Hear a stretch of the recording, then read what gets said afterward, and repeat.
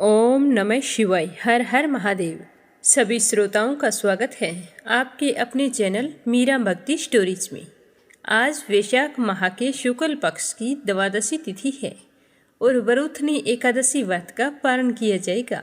तो सारे विष्णु भक्तों के लिए प्रस्तुत है एकादशी व्रत के पारण से पहले सुनी जाने वाली कथा। सारे विष्णु भक्त इस कथा को श्रद्धा भाव से पूरा सुने। कथा को लाइक करें, शेयर करें और चैनल को सब्सक्राइब जरूर करें। भगवान श्री हरि आपकी सारी मनोकामनाएं पूर्ण करें। तो सुनते हैं एकादशी व्रत के पारण की कथा। बोलो श्री हरि विष्णु भगवान के अनंत स्वरूपों की जय हो। व्रत का पारण करने से पहले राजा अम्बरीश की कथा कही और सुनी जाती है। तो आइए आप सभी के मंगल जीवन की कामना करते हुए इस पावन अवसर पर सुनते हैं भगवान श्री हरि विष्णु के परम भक्त राजा अम्बरीश की कथा। तो प्रेम भाव से कहिए गणेश जी महाराज की जय हो, विष्णु भगवान की जय हो। राजा अम्बरीश भगवान श्री हरि के परम भक्त थे। उनके पास खूब धन दौलत था। सातों द्वीप, अचल संपत्ति और अतुल ऐश्वर्य के शासक होने के बाद भी इन सब चीजों को वो सपने के समान समझते थे। राजा अम्बरीश का मानना था कि जिस धन वैभव के लोभ में पड़कर मनुष्य घोर नरक में जाता है वह केवल 4 दिन की चांदनी होती है। राजा अम्बरीश का भगवान श्री कृष्ण में और उनके प्रेमी साधुओं में परम प्रेम था। उन्होंने अपने मन को श्री कृष्ण के चरणों में और वाणी को भगवान के गुणों का गान करने में, हाथों को श्री हरि के मंदिर में मार्जन में और अपने कानों को भगवान की मंगलमयी कथा के सुनने में लगा रखा था। उन्होंने अपने नेत्रों को श्री हरि के विग्रह व मंदिरों के दर्शन में, नासिका को उनके चरण कमलों पर चढ़ी श्रीमती तुलसी की दिव्य गंध में और जीवा को भगवान के प्रति अर्पित निवेद प्रसाद में संलग्न कर दिया था। राजा अम्बरीश के पैर भगवान के क्षेत्र आदि की पैदल यात्रा करने में लगे रहते थे और वे सिर से भगवान श्री कृष्ण के चरण कमलों की वंदना किया करते थे। इस प्रकार उन्होंने अपने सारे कर्म यज्ञ पुरुष इंद्रियातीत भगवान के प्रति उन्हें सर्वात्मा एवं सर्वरूप समझकर समर्पित कर दिए थे और भगवत ब्राह्मणों की आज्ञा के अनुसार ही वे इस पृथ्वी पर शासन करते थे। तो इस तरह राजा अम्बरीश की अनन्य प्रेममयी भक्ति से प्रसन्न होकर भगवान ने उनकी रक्षा के लिए सुदर्शन चक्र को नियुक्त किया था, जो हमेशा राजा अम्बरीश की रक्षा के लिए तैयार रहता था। एक समय की बात है, राजा अम्बरीश अपनी पत्नी के साथ भगवान श्री कृष्ण की आराधना करने के लिए 1 वर्ष तक द्वादशी प्रधान एकादशी व्रत करने का नियम लिया था। व्रत की समाप्ति होने पर कार्तिक महीने में उन्होंने 3 रात का उपवास किया और एक दिन यमुना जी में स्नान करके भगवान श्री कृष्ण की पूजा करके पहले ब्राह्मणों को भोजन करवाया, फिर सुसज्जित गौएं उन ब्राह्मणों के घर भेज दी। इस तरह से ब्राह्मण देवताओं को अच्छी तरह खुश करके उनसे आज्ञा लेकर व्रत के पारण की तैयारी करने लगे। तो उसी समय ऋषि दुर्वासा वहां पर पहुंच गए, जो श्राप और वरदान देने में माहिर थे। ऋषि दुर्वासा को देखते ही अम्बरीश उठकर खड़े हो गए, आसन देकर उन्हें बैठाया और विविध सामग्रियों से उनके चरणों में प्रणाम करके भोजन के लिए प्रार्थना की। दुर्वासा जी ने राजा अम्बरीश की प्रार्थना स्वीकार कर ली और कहने लगे कि भोजन तो मैं करूँगा, पर पहले स्नान करके आऊँगा। तो वह नदी तट पर चले गए। वहाँ पर ब्रह्मा जी का ध्यान करते हुए यमुना के पवित्र जल में स्नान करते रहे और उधर राजा अम्बरीश के पारण का समय बीतता जा रहा था। द्वादशी केवल 1 घड़ी भर की शेष रह गई थी। तो राजा अम्बरीश तो धर्म संकट में पड़ गए। तो ब्राह्मणों से परामर्श करने लगे, कहने लगे कि ब्राह्मण देवताओं, ब्राह्मण को बिना भोजन करवाए स्वयं खा लेना और द्वादशी रहते पारण ना करना, दोनों में ही दोष है। इसीलिए आप मुझे ऐसा कोई उपाय बताओ जैसा करने में मेरी भलाई हो और मुझे पाप ना लगे। मुझे क्या करना चाहिए? तो सारे ब्राह्मण विचार करके कहने लगे कि श्रुतियों में ऐसा कहा गया है कि जल पी लेना भोजन करना भी है और नहीं करना भी है। इसीलिए इस समय तुम जल से पारण कर लो। तो ऐसा निश्चय करके मन ही मन भगवान का चिंतन करते हुए राजा अम्बरीश ने जल पी लिया। और फिर दुर्वासा जी के आने का इंतजार करने लगे। दुर्वासा जी आवश्यक कर्मों से निवृत्त होकर यमुना तट से लौट आए। जब राजा ने आगे बढ़कर उनका अभिनंदन किया, तब उन्होंने अनुमान से ही समझ लिया कि राजा अम्बरीश ने पारण कर लिया है, तो उन्हें गुस्सा आ गया। उस समय दुर्वासा जी बहुत भूखे थे, तो वो क्रोध से थर थर कांपने लगे और उन्होंने हाथ जोड़कर खड़े राजा अम्बरीश से कहा, अरे इसे देखो तो सही, यह कितना क्रूर है, धन के मद में मतवाला हो रहा है। भगवान की भक्ति तो इसे छू नहीं सकती। यह अपने आप को समर्थ मानता है, इससे बड़ा तो कोई है ही नहीं। इसने तो आज धर्म का उल्लंघन करके बड़ा अन्याय किया है। मैं यहाँ पर इनका अतिथि बनकर आया था, पर यह मुझे खिलाए बिना ही स्वयं भोजन कर लिया है। ये मेरे क्रोध से नहीं बच सकता। यह कहकर राजा अम्बरीश से कहने लगे कि जो गलती तुमने की है उसकी सजा तो तुम्हें भुगतनी पड़ेगी। मुझे भोजन करवाए बिना तुमने व्रत का पारण कैसे किया? इस तरह बोलते बोलते दुर्वासा ऋषि क्रोध से जल उठे। उन्होंने अपनी एक जटा उखाड़ी और जमीन पर डाल दी। उससे एक राक्षसी उत्पन्न हुई, तो ऋषि दुर्वासा ने उससे कहा कि राजा अम्बरीश को मार डालो। तो वह आग के समान जलती हुई हाथ में तलवार लेकर राजा अम्बरीश पर टूट पड़ी। परम पुरुष परमात्मा ने अपने सेवक की रक्षा के लिए पहले ही सुदर्शन चक्र को नियुक्त कर रखा था। तो जैसे आग क्रोध से गुर्राते हुए सांप को भस्म कर देती है, वैसे ही सुदर्शन चक्र ने दुर्वासा जी की कृत्या को जलाकर ढेर कर दिया। जब दुर्वासा जी ने देखा कि मेरी बनाई हुई कृत्या तो जल रही है और सुदर्शन चक्र मेरी ओर आ रहा है, तो वे भयभीत हो गए और अपने प्राणों को बचाने के लिए वहां से भाग निकले। अब आगे आगे ऋषि दुर्वासा और पीछे पीछे सुदर्शन चक्र। तो दुर्वासा ऋषि भागते भागते आकाश, पृथ्वी, अतल वितल आदि नीचे के लोक, समुंदर, लोकपाल और उनके द्वारा सुरक्षित लोकों में एवं स्वर्ग लोक तक पहुंच गए। पर सुदर्शन चक्र उनके पीछे लगा ही रहा। तो इस तरह चक्कर को अपने पीछे लगा हुआ देखकर ऋषि दुर्वासा डर गए। जब ऋषि दुर्वासा को अपनी रक्षा करने वाला कोई भी दिखाई नहीं दिया, तो वो अपने प्राण बचाने के लिए देव शिरोमणि पितामह ब्रह्मा जी के पास गए और बोले कि पितामह, आप तो स्वयंभू हैं, आप इस तेजोमय चक्कर से मेरी रक्षा कीजिए। तो पितामह ने कहा कि दुर्वासा जी, मैं, शंकर जी, दक्ष, भृगु आदि प्रजापति, भूतेश्वर आदि सब जिनके बनाए नियमों में बंधे हैं तथा जिनकी आज्ञा शिरोधार्य करके हम लोग संसार का हित करते हैं, उनके भगत के द्रोही को बचाने में हम समर्थ नहीं हैं। जब पितामह ने इस प्रकार से दुर्वासा जी को निराश कर दिया, तो वो भगवान के चक्कर से डरे हुए कैलाशवासी भगवान शंकर की शरण में गए। तो शंकर जी से जाकर रक्षा की गुहार लगाई। तो शंकर जी ने कहा कि दुर्वासा जी, जिनसे पैदा हुए अनेकों ब्रह्मांडों में हमारे जैसे हजारों चक्कर काटते हैं, यह चक्कर उन्हीं विश्वेश्वर का शस्त्र है।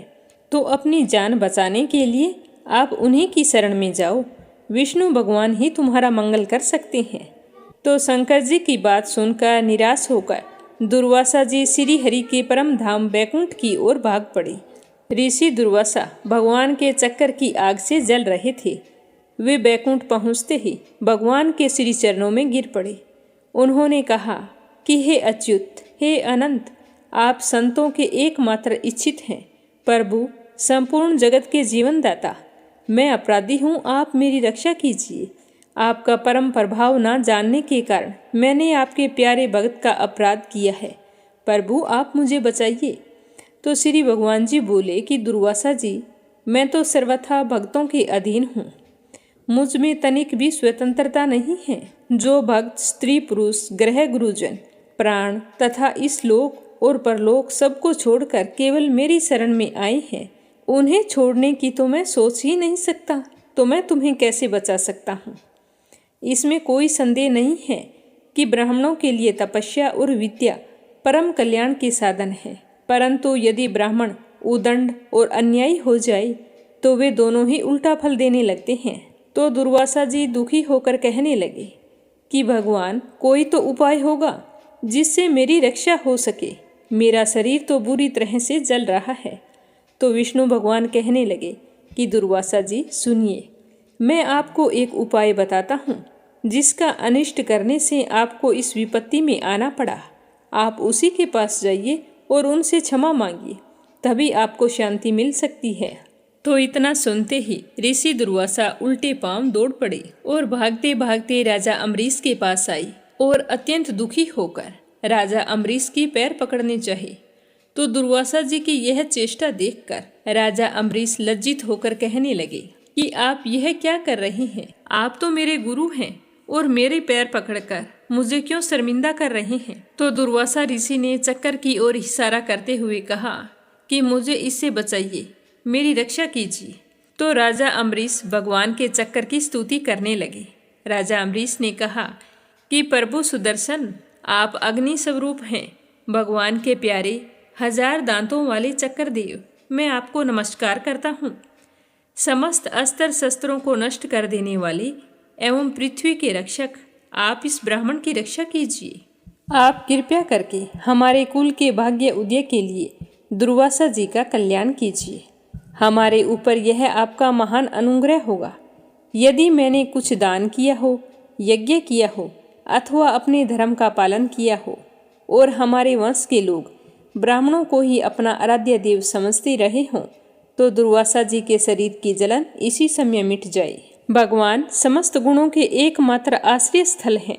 यदि मैंने समस्त प्राणियों की आत्मा के रूप में उन्हें देखा हो और वे मुझ पर प्रसन्न हों, तो दुर्वासा जी के हृदय की सारी जलन मिट जाए। जब राजा अम्बरीश ने सुदर्शन चक्कर की इस प्रकार स्तुति की, तो उनकी प्रार्थना से वह चक्कर शांत हो गया और दुर्वासा जी चक्कर की आग से मुक्त हो गए। उनका चित्त स्वस्थ हो गया और वे राजा अम्बरीश को अनेकों उत्तम आशीर्वाद देते हुए उनकी प्रशंसा करने लगे। दुर्वासा जी ने कहा कि धन्य है, आज मैंने भगवान के प्रेमी भक्तों का महत्व देखा। राजन, मैंने आपका अपमान किया, फिर भी आप मेरे लिए मंगल कामना कर रहे हैं। महाराज अम्बरीश, आपका हृदय करुणा भाव से परिपूर्ण है। आपने मेरे ऊपर महान अनुग्रह किया है। आपने मेरे अपराध को भुलाकर मेरी रक्षा की है। जब से ऋषि दुर्वासा के पीछे वो सुदर्शन चक्कर पड़ा था और वो अपने जीवन की रक्षा के लिए भाग रहे थे, तो सभी देवी देवताओं के पास जाकर राजा अम्बरीश के पास लौट कर आए। तब तक 1 साल का समय व्यतीत हो चुका था। फिर भी राजा अम्बरीश ने भोजन नहीं किया था। वे ऋषि दुर्वासा के लौटने का इंतजार कर रहे थे। तो उन्होंने दुर्वासा जी के चरण पकड़ लिए और उन्हें प्रसन्न करके विधि पूर्वक भोजन करवाया। तो यह देखकर दुर्वासा ऋषि बहुत ही खुश हुए। राजा अम्बरीश के गुणों की प्रशंसा करते हुए उनसे अनुमति लेकर आकाश मार्ग से प्रस्थान कर गए। इस तरह ऋषि दुर्वासा के प्रसन्नता पूर्वक चले जाने के बाद में राजा अम्बरीश ने अपने परिवारजनों के साथ बड़े ही प्रेम पूर्वक भोजन किया। कुछ साल बीतने के बाद में राजा अम्बरीश अपने ही समान भक्त पुत्रों पर राज्य का भार छोड़कर स्वयं वन में चले गए।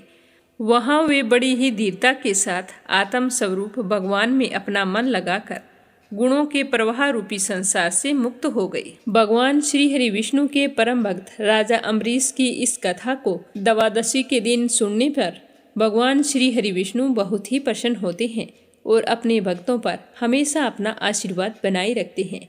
बोलो विष्णु भगवान की जय हो। अब सुनते हैं श्री हरि विष्णु भगवान के परम भक्त अक्रूर जी की स्तुति कि किस तरह उन्होंने भगवान की स्तुति करके उन्हें प्रसन्न किया। तो आप सभी भक्तजन इसे श्रद्धा भाव से पूरा सुने और कथा शुरू करने से पहले कमेंट बॉक्स में विष्णु भगवान के अनंत स्वरूपों की जय हो जरूर लिखें। और अगर आपने मीरा भक्ति स्टोरी चैनल को सब्सक्राइब नहीं किया है तो आज और अभी सब्सक्राइब जरूर करें। इस कथा को ज़्यादा से ज़्यादा शेयर करें ताकि हम सब पर श्री हरि विष्णु भगवान की कृपा हमेशा बनी रहे। बोलो श्री हरि विष्णु भगवान के अनंत स्वरूपों की जय हो। अक्रूर जी भगवान के दर्शन पाकर भाव विभोर हो गए और कहने लगे कि हे प्रभु, आप प्रकृति आदि समस्त कारणों के परम कारण हैं। आप ही अविनाशी पुरुषोत्तम नारायण हैं तथा आपके ही नाभि कमल से ब्रह्मा जी का आविर्भाव हुआ है, जिन्होंने इस चराचर जगत की सृष्टि की है। मैं आपके चरणों में नमस्कार करता हूँ। पृथ्वी, जल, अग्नि, वायु, आकाश, अहंकार, महतत्व, प्रकृति, पुरुष, मन, इंद्रिय, संपूर्ण इंद्रियों के विषय और उनके अधिष्ठातर देवता, यही सब चराचर जगत तथा उसके व्यवहार के कारण हैं। और ये सब के सब आपके ही अंग स्वरूप हैं। प्रकृति और प्रकृति से उत्पन्न होने वाले समस्त पदार्थ इंद्रवृत्ति के कारण ग्रहण किए जाते हैं, इसीलिए ये सब अनात्मा है। अनात्मा होने के कारण जड़ हैं और इसीलिए आपका स्वरूप नहीं जान सकते, क्योंकि आप तो स्वयं आत्मा हैं। ब्रह्मा जी अवश्य ही आपके स्वरूप हैं, परंतु वे प्रकृति के गुण रज से युक्त हैं, इसलिए वे भी आपकी प्रकृति का और उसके गुणों से परे का स्वरूप नहीं जानते हैं।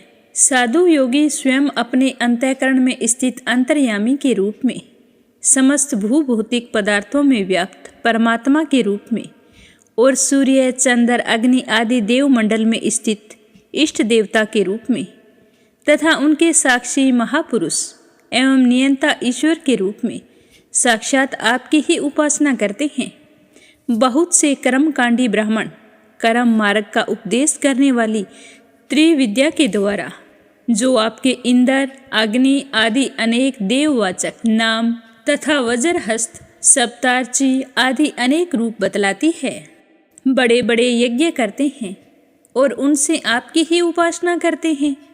बहुत से ज्ञानी अपने समस्त कर्मों का संन्यास कर देते हैं और शांत भाव में स्थित हो जाते हैं। वे इस प्रकार ज्ञान यज्ञ के द्वारा ज्ञान स्वरूप आपकी ही आराधना करते हैं।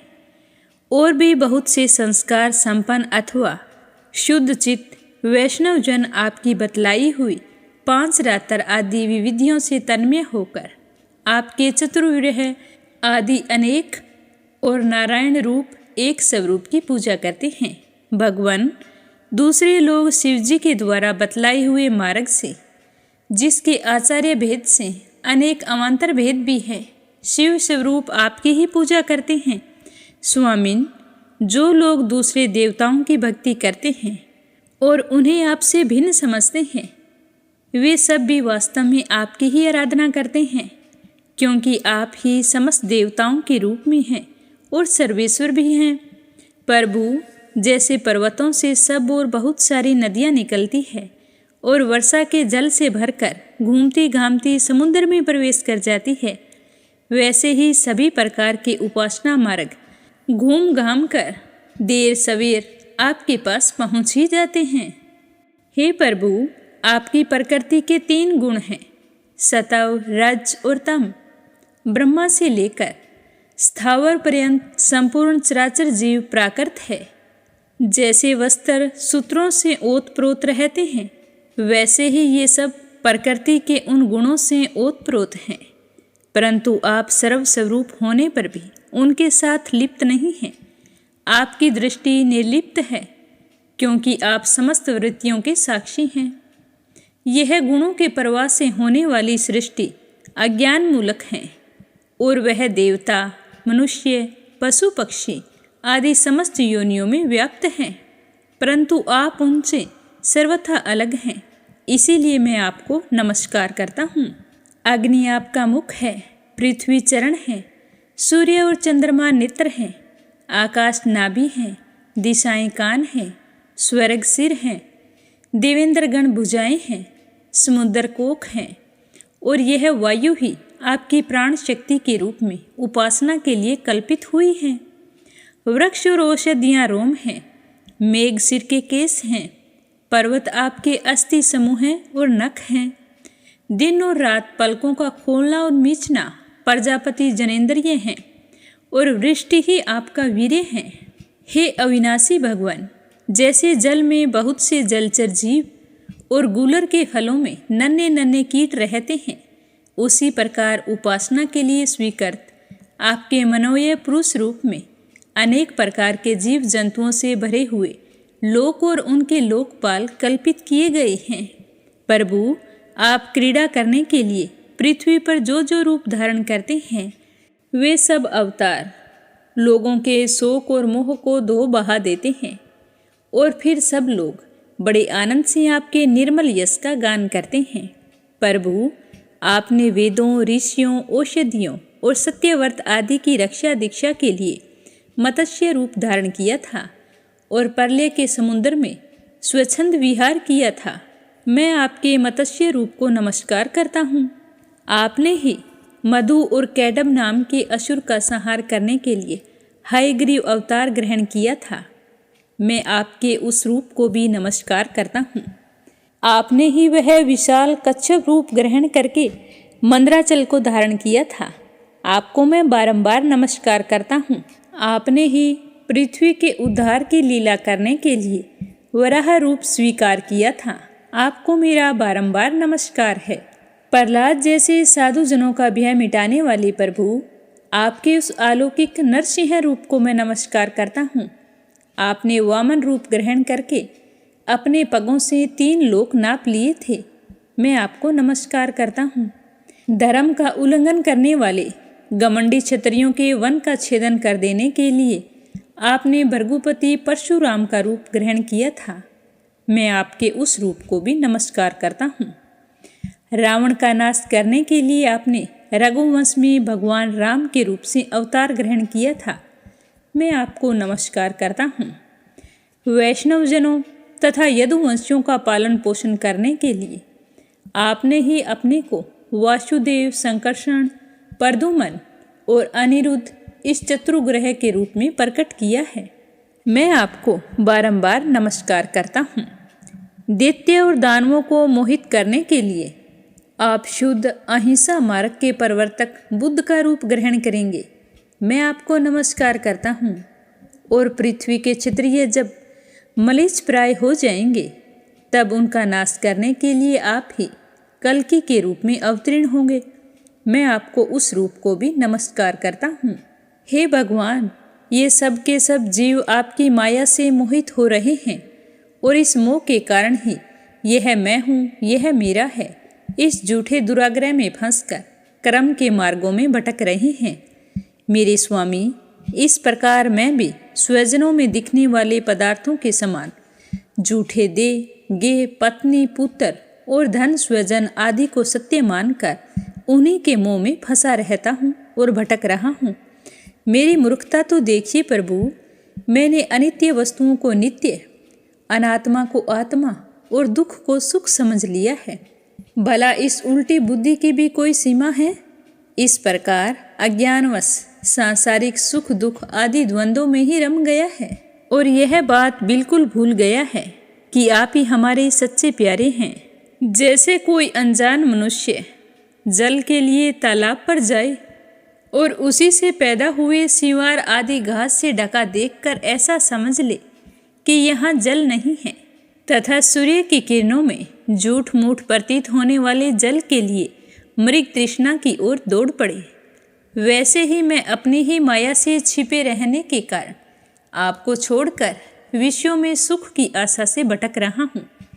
मैं अविनाशी अक्षर वस्तु के ज्ञान से रहित हूँ और इसी से मेरे मन में अनेक वस्तुओं की कामना है और उन्हीं कामनाओं की पूर्ति करने के लिए कर्म करने के संकल्प उठते ही रहते हैं। इसके अतिरिक्त ये इंद्रियां भी जो बड़ी प्रबल है, मन को मत मत कर बलपूर्वक इधर उधर घसीट कर ले जाती है। इसीलिए इस मन को मैं रोक नहीं पाता हूँ। इस प्रकार भटकता हुआ मैं आपके उन चरण कमलों की छत्र छाया में आ पहुँचा हूँ जो दुष्टों के लिए दुर्लभ है। मेरे स्वामी, इसे भी मैं आपका कृपा प्रसाद ही मानता हूँ, क्योंकि हे ईश्वर, जब जीव के संसार से मुक्त होने का समय आता है, तब सत्पुरुषों की उपासना से चित्तवृत्ति आप में लगती है। प्रभु, आप केवल विज्ञान स्वरूप हैं, विज्ञान धन हैं। जितनी भी प्रतीतियाँ होती हैं, जितनी भी वृत्तियाँ हैं, उन सब के आप ही कारण और अधिष्ठान हैं। जीव के रूप में एवं जीवों के सुख दुख आदि के निमित्त काल, कर्म, स्वभाव तथा प्रकृति के रूप में आप ही हैं, तथा आप ही उन सब के नियंता भी हैं। आपकी शक्तियाँ अनंत हैं। आप स्वयं ब्रह्मा हैं। मैं आपको नमस्कार करता हूँ। हे प्रभु, आप ही वासुदेव, आप ही समस्त जीवों के आश्रय हैं, तथा आप ही बुद्धि और मन के अधिष्ठातर देवता ऋषिकेश हैं। मैं आपको बार बार नमस्कार करता हूँ। हे प्रभु, आप मुझ शरणागत की रक्षा कीजिए। अब एक कहानी सुनते हैं तुलसी माता की। बोलो तुलसी माता की जय हो। एक कथा के अनुसार एक परिवार में ननंद भाभी रहा करती थी। ननंद छोटी थी और उसके माँ बाप की मृत्यु हो चुकी थी। वह अपने भैया भाभी के साथ रहती थी। उसका बचपन से नियम था कि वह तुलसी की बड़ी सेवा करती थी, पर उसकी भाभी को यह सब कुछ फूटी आंख नहीं सुहाता। जब वह तुलसी माता की पूजा करती तो हमेशा ईर्ष्या भरी नज़रों से देखती रहती और सोचती कि बहाना लेकर यहाँ बैठ जाती है। घर का कोई काम तो करती नहीं है। कभी कभी तो वो गुस्से में बोल देती कि जब तेरा विवाह हो तो तुलसी ही खाने के लिए बारातियों को दूंगी और तुलसी ही तुझे दहेज में दे दूंगी, क्योंकि तुझे तो तुलसी ही परम प्यारी है और कोई काम से तो तुझे लेना देना है नहीं। कितनी बड़ी हो गई है, घर का कोई काम नहीं करती है। तो वह बेचारी मासूमियत से सुनकर चुप हो जाती, अपनी भाभी को कुछ नहीं कहती। इसी तरह समय के साथ वो बड़ी हो गई तो उसके भैया ने उसके लिए अच्छा सा घर देखकर रिश्ता तय किया और शुभ मुहूर्त देखकर उसका विवाह भी तय कर दिया। जिस दिन उसकी शादी होनी थी तो उसका भाई जैसे ही बारातियों के लिए कुछ खाने पीने का प्रबंध करता तो उसकी पत्नी मना कर देती। उसने कहा कि अगर तुमने ऐसा कुछ किया तो मैं घर छोड़कर चली जाऊंगी। तो अपनी पत्नी का इतना रूखा व्यवहार देखकर वो बड़ा ही दुखी रहता कि बारातियों को मैं क्या खिलाऊंगा, उनका स्वागत सत्कार कैसे करूंगा। जैसे ही बारात घर के सामने आई तो उसकी पत्नी ने तुलसी के गमले को उठाया और बारातियों के सामने उसके टुकड़े टुकड़े करके रख दिए। तो तुलसी माता की कृपा से वे टुकड़े स्वादिष्ट व्यंजनों में बदल गए। फिर वह भाभी अपनी ननंद के पास आई और तुलसी माता की मंजरी लाकर उसके माथे पर, कानों पर, गले में सजा दी और कहने लगी कि तुलसी से प्यारा तुम्हें कुछ नहीं है, इसीलिए यही तुम्हारे गहने हैं, इन्हें पहनकर चली जाओ। वस्त्रों के स्थान पर तुलसी का जनेऊ उतार कर रख दिया। तो तुलसी माता की कृपा से जहाँ जहाँ उसने वो मंजरी पहनी थी वो सारे के सारे सोने के जेवरात बन गई और जहाँ पर जनेऊ रखा था वह जनेऊ रेशमी वस्त्रों में बदल गया। तो यह देखकर उसकी भाभी को बड़ी ही हैरानी हुई और उसका भाई मन ही मन बहुत ही खुश हो रहा था। अब वह तो ससुराल के लिए रवाना हुई तो उसके साथ तो खूब दान दहेज था। ससुराल पहुँचते ही बहुत बड़ाई हुई। तो यह देखकर उसकी भाभी को बड़ी ही हैरानी हुई। सोचने लगी कि तुलसी की पूजा का इतना महत्व है। तो उसकी एक लड़की थी तो वो सोचने लगी कि मैं भी इससे तुलसी की पूजा करवाऊंगी तो इसको भी खूब दान दहेज मिलेगा। तो वह अपनी लड़की से कहती कि बेटा तुम भी तुलसी की सेवा किया कर, देख तेरी बुआ किस तरह तुलसी की सेवा करती थी तो खूब सारा दान दहेज लेकर गई है। पर लड़की का मन तुलसी सेवा में कभी नहीं लगता था। धीरे धीरे समय बीतता गया, लड़की के विवाह का समय आ गया। तो उस लड़की की माँ सोचने लगी कि जैसा व्यवहार मैंने इसकी बुआ के साथ किया था वैसा ही व्यवहार इसके साथ करूँगी ताकि ये भी खूब सारा दान दहेज लेकर जाए और ससुराल में खूब बड़ाई हो। अब उस लड़की की शादी तय कर दी। तो लड़की के पिताजी ने अपनी पत्नी से कहा कि मैं अपनी बहन को ले आता हूँ, पर उसकी पत्नी कहने लगी कि नहीं, उसे नहीं लाना। आपकी बहन मुझे फूटी आंख नहीं सुहाती, अगर आप उसे ले आई तो मैं घर छोड़कर चली जाऊंगी। तो वह बेचारा मायूस होकर रह गया। अब जिस दिन बारात आनी थी तो लड़की का पिताजी बारात के स्वागत सत्कार के लिए तैयारियां करने लगा। तो उसकी पत्नी कहने लगी कि ये सब कुछ रहने दो, मैं अपने आप संभाल लूँगी, आपको चिंता करने की कोई ज़रूरत नहीं है। जैसे ही बारात आई तो उस लड़की की माँ ने तुलसी का गमला फोड़कर बारातियों के सामने रख दिया और तुलसी की मंजरी अपनी बेटी के गले में, कानों में, करदनी में, पैरों में सब जगह रख दी। पर इस बार तुलसी माता का प्रकोप हुआ। गमले की मिट्टी वैसी की वैसी ही रही। तो सारे बाराती नाराज हो गए।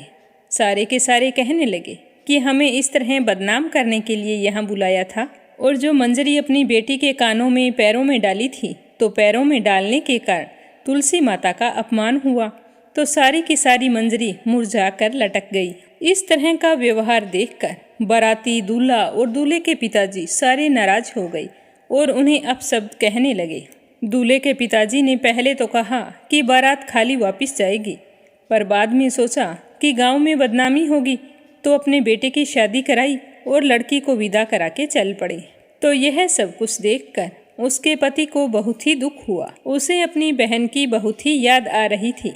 तो उसने अपनी पत्नी से कहा कि अगर तुम कहो तो मैं अपनी बहन से मिल आऊं। तो वो कहने लगी कि हाँ ज़रूर मिल आओ, पर यहाँ पर लेकर आने की कोई ज़रूरत नहीं है। तो उसका पति कहने लगा कि मेरी बहन के लिए कुछ रख दो, खाली हाथ कैसे जाऊं। तो उसकी पत्नी ने थैले में ज्वार भर कर कहा कि ये ले जाओ, और हमारे यहाँ कुछ भी नहीं है जो तुम्हारी बहन को दे सके, वो तो वैसे ही धनवान है। तो बेचारा ज्वार से भरी थैली लेकर दुखी मन से चल दिया और मन ही मन सोचने लगा कि कोई भाई भी कभी अपनी बहन के घर ज्वार लेकर जाता है। इस तरह सोचता हुआ वह एक गौशाला के आगे से गुजरने लगा। तो उसने उस थैले को गाय के सामने ले जाकर उल्ट दिया।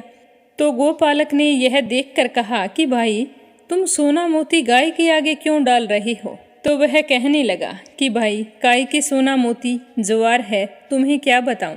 मेरी पत्नी को मेरी बहन फूटी आंख नहीं सुहाती।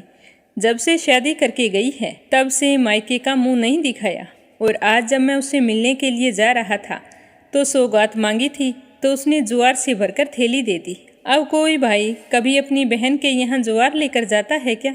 ऐसा कहते कहते उसकी आंखों में आंसू आ गए।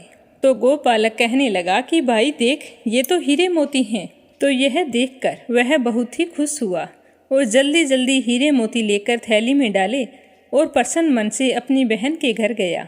बहन अपने भाई को देखकर बहुत ही खुश हुई और अपने भाई की खूब आव भगत की। फिर भाई ने जैसे ही वह हीरे मोतियों से भरी हुई थैली अपनी बहन को दी तो बहन ने कहा कि भैया ये सब कुछ क्यों लेकर आए हो।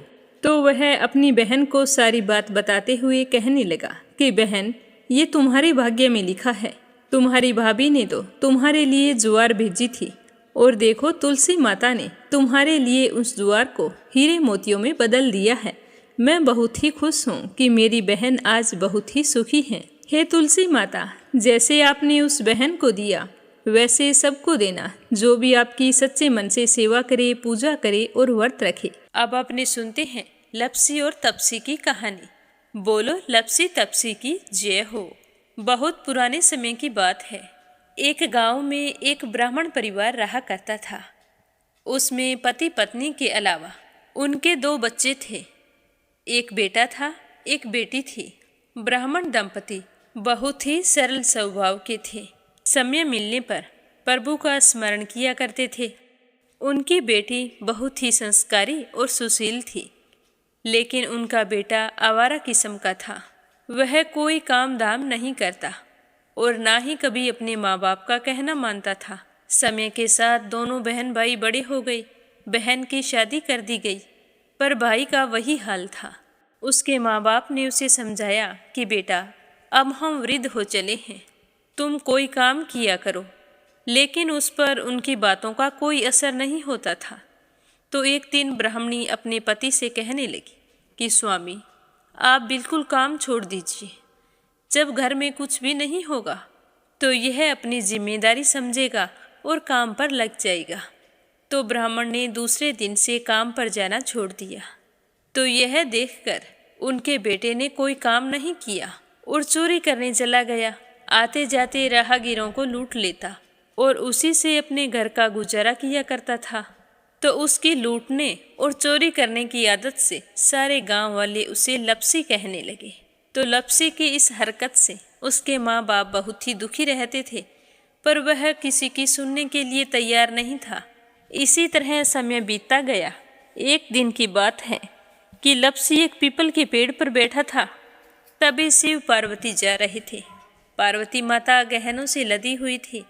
तो लपसी उन्हें देखकर सोचने लगा कि सूरत के कितने गहने हैं, आज ये सारे के सारे लूट लूँगा तो मुझे कई महीनों तक चोरी नहीं करनी पड़ेगी। तो वह लूटने के इरादे से पीपल की ओट में होकर बैठ गया।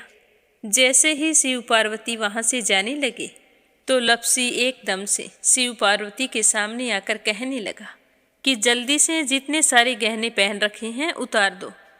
तो पार्वती माता कहने लगी कि तुम चोरी क्यों करती हो, तुम्हें पता है चोरी करना पाप है। तो लपसी कहने लगा कि क्या करूं, घर पर मेरे माँ बाप हैं, मेरी एक भांजी है, उनके लिए दोनों समय भोजन की व्यवस्था कहाँ से करूं? मुझे कोई काम तो आता नहीं है। तो लप्सी की बात सुनकर पार्वती माता कहने लगी कि तुम जो चोरी करके पाप करते हो, इस पाप का भागी कौन बनेगा? तो लप्सी कहने लगा कि मेरे घर वाले सारे बनेंगे। तो पार्वती माता कहने लगी कि कोई नहीं बनेगा, पाप के भागी केवल तुम बनोगे। तो लप्सी कहने लगा कि मैं लूट खोस कर उन्हीं के लिए लेकर जाता हूँ, तो पाप के भागी तो उन्हें बनना ही पड़ेगा। तो लप्सी की बात सुनकर पार्वती माता ने हंसकर कहा कि हम यहीं पर बैठे हैं और तुम अपने घर जाओ, अपने घर वालों से पूछो कि कोई तुम्हारे पाप का भागी बनेगा क्या।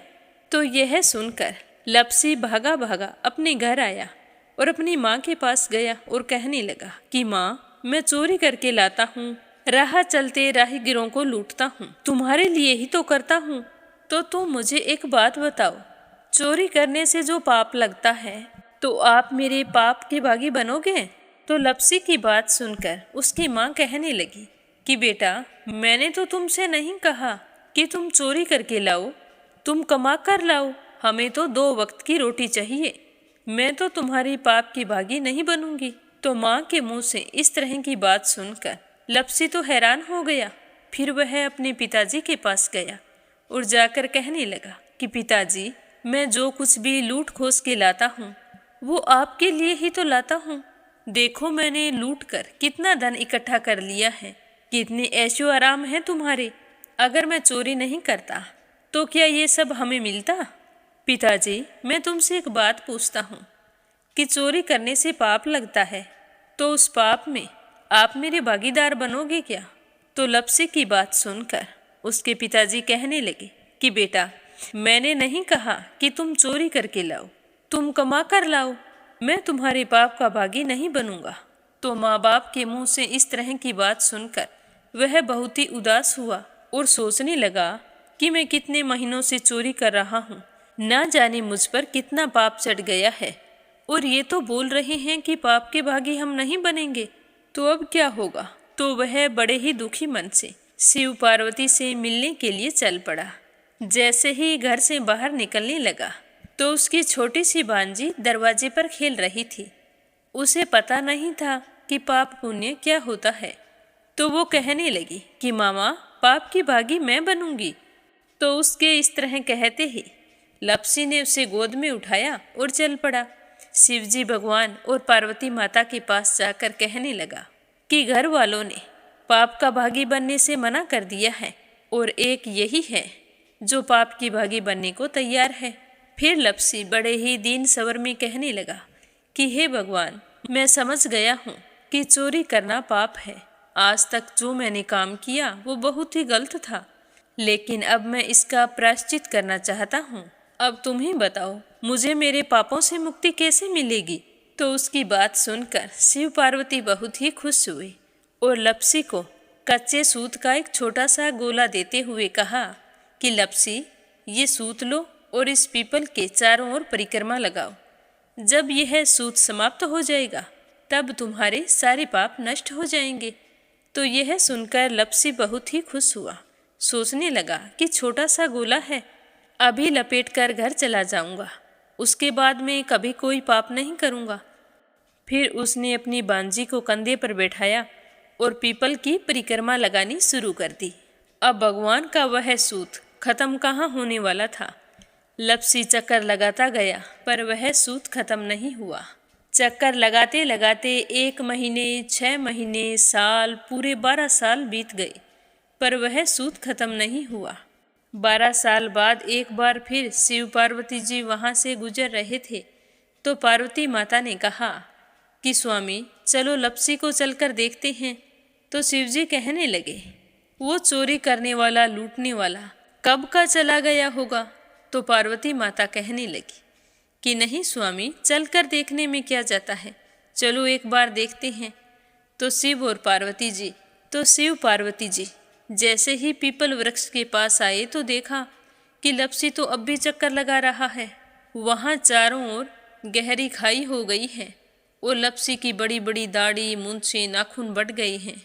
तो यह देखकर पार्वती माता ने कहा कि देखो स्वामी, आप तो कह रहे थे कि वो कब का ही चला गया, देखो इसके मन में सच्ची भक्ति है।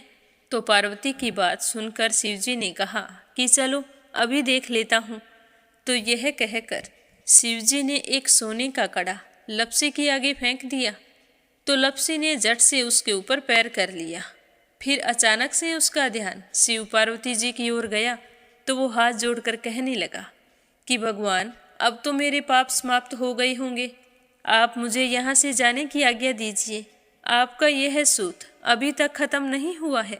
तो शिवजी भगवान ने कहा कि तुम्हारे पाप कर्म भी अभी तक पूरे नहीं हुए हैं। तो शिवजी की बात सुनकर लपसी कहने लगा कि भगवान, मुझे पूरे 12 वर्ष हो गए हैं आपकी भक्ति करते करते, और अब भी आप मुझ पर शक कर रहे हैं। तो शिवजी ने कहा कि अपना पैर उठाओ। तो जैसे ही लपसी ने अपना पैर उठाया तो उसके पैर के नीचे सोने का कड़ा था। तो यह देखकर लपसी शर्मिंदा हो गया और कहने लगा कि प्रभु, गलती हो गई, मुझे माफ़ करो, आगे से मैं ऐसी गलती कभी नहीं करूँगा। तो शिवजी कहने लगे कि नहीं लपसी, तुम्हारा पाप ऐसे पूरा नहीं हो सकता। अब तुम्हें 12 वर्ष तक और इसी तरह परिक्रमा करनी होगी, उसी के बाद तुम्हारे पाप समाप्त होंगे। यह कहकर शिव पार्वती वहाँ से चले गए और वह फिर से पीपल के पेड़ की परिक्रमा करता रहा। करते करते 12 साल बीत गए। 12 साल बाद में शिव पार्वती जी वहाँ पर आए तो उन्होंने देखा कि आज भी वो वहीं पर चक्कर लगा रहा है। तो शिव जी ने फिर उसके सामने सोने की अंगूठी फेंकी, पर उसने कोई ध्यान नहीं दिया। तो शिव जी भगवान प्रसन्न होकर कहने लगे कि हे लपसी, आज से तुम मेरी तपस्या करके तपसी बन गए हो। मैं तुम्हें वरदान देता हूँ कि तुम अपने जीवन में सारे सुखों को प्राप्त करेगा। और तूने 24 बरस तक मेरी भक्ति की है, इसका फल भी तुझे अवश्य मिलेगा। जो भी औरत गाय और कुत्ते की रोटी नहीं बनाएगी, उसका पुण्य फल तुम्हें मिलेगा। आंगन लीप कर दहलीज नहीं लीपेगी, तो उसका पुण्य फल भी तुझे ही मिलेगा। अगर हमारे घर की बहन बेटी को हम सूट, तीवल या साड़ी भेंट स्वरूप देते हैं, तो साथ में मोली का धागा और कुछ रुपए नहीं देंगे, तो उसका पुण्य फल भी तुम्हें ही मिलेगा। अगर कोई दिए से दिया जलाएगा, तो उसका पुण्य फल भी तुम्हें ही मिलेगा। अगर व्रत और पूजा पाठ में सारी कहानी सुन ले और तुम्हारी कहानी ना सुने, तो उसका पुण्य फल भी तुम्हें ही मिलेगा।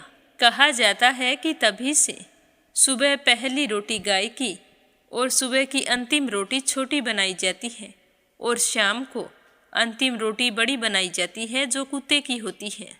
और दिए से दिया भी नहीं जलाया जाता। और घर की बहन बेटियों को सूट और तीवल के साथ भेंट स्वरूप कुछ रुपए भी जरूर दिए जाते हैं। और उसी दिन से हर व्रत कथा के बाद में लपसी तपसी की कहानी जरूर सुनी जाती है। और कथा समाप्त होने पर कहा जाता है कि लपसी का फल लपसी को मिले, तपसी का फल तपसी को मिले। हमारी पूजा पाठ का, हमारे व्रत का और हमारी कहानी का पुण्य फल हमें मिले। बोलो लपसी तपसी की जय हो। तो ये थी एकादशी व्रत के पारण की कथा। समाप्त होते ही कमेंट बॉक्स में श्री हरि विष्णु की जय हो जरूर लिखना। आप सभी की मंगल कामना के साथ ओम नमः शिवाय। हर हर महादेव।